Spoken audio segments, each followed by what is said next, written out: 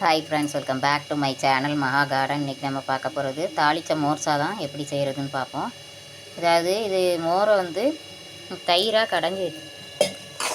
தயிரை வந்து மோராக கடைஞ்சி வச்சுக்கிட்டு இப்படி கடைஞ்சி வச்சுக்கிட்டு தாளிசத்துக்கு ஒரே ஒரு வத்தல் போட்டு கொஞ்சம் கடுகு, கொஞ்சம் உளுந்தம்பருப்பு, இது ரெண்டையும் போட்டுக்கிறோம். கடுகு உளுத்தம்பருப்பு போட்டுட்டு இன்னும் எண்ணெயை விட்டு தாளிக்கணும். இதுக்கு தேவையான கொத்தமல்லி இலை எடுத்து வச்சுக்கணும். தேவையான அளவு கொத்தமல்லி இலை ப்ளஸ் கருவேப்பிலை இதை எடுத்து வச்சுக்கணும். இப்போ தாளிக்கிறத காமிக்கிறேன் ஃப்ரெண்ட்ஸ். இப்போ அடுப்பை பற்ற வச்சாச்சு. இந்த ஸ்டேஜில் நம்ம கடுகு உளுத்தம்பருப்பு வத்தல் மூணையும் தாளிக்க போகிறோம்.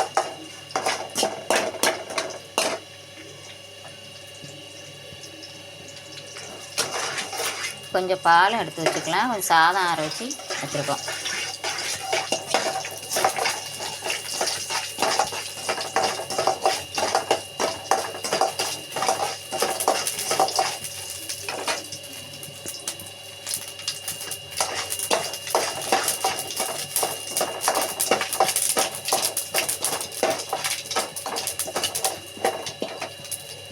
கடுகு பொரிஞ்சிருச்சு.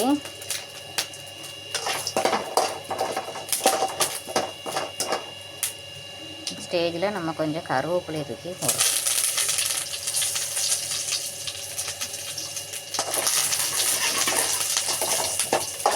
கருவேப்பிலையை போட்டு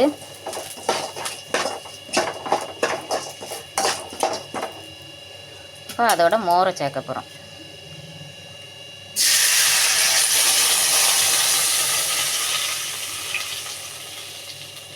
இது எதுக்கு எப்படின்னா, சளி பிடிச்சான்னா இப்படி மோர் தாளித்து சாப்பிட்டோம்னா நல்லாயிருக்கும், சளி பிடிக்காது.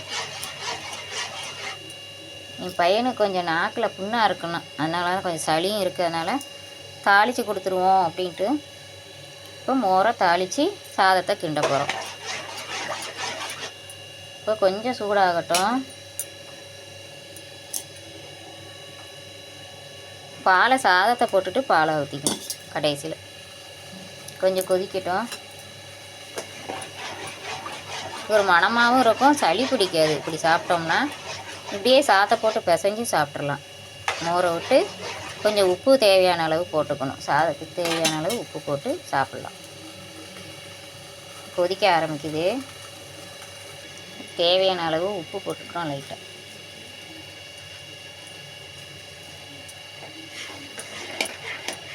உப்பு போட்டுட்டு சாதத்தை போடுறோம்.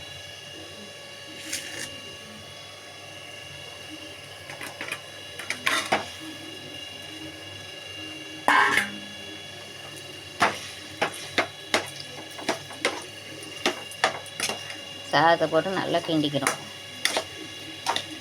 ஸ்டேஜில் கொஞ்சம் கொத்தமல்லி இலை போட்டுக்கிறோம்.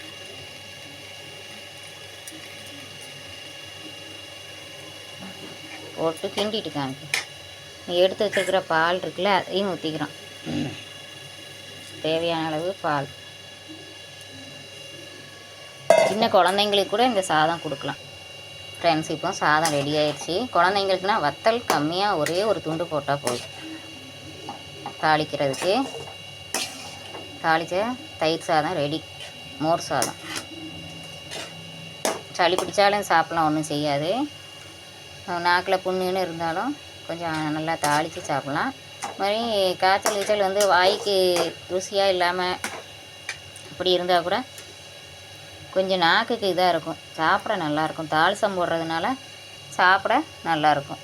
ஓகே ஃப்ரெண்ட்ஸ், இந்த வீடியோ பிடிச்சிருந்தால் லைக் பண்ணுங்கள், ஷேர் பண்ணுங்கள், கமெண்ட் பண்ணுங்கள். என்னோடய சேனலை மறக்காமல் சப்ஸ்கிரைப் பண்ணி பாருங்கள். Okay, thank you.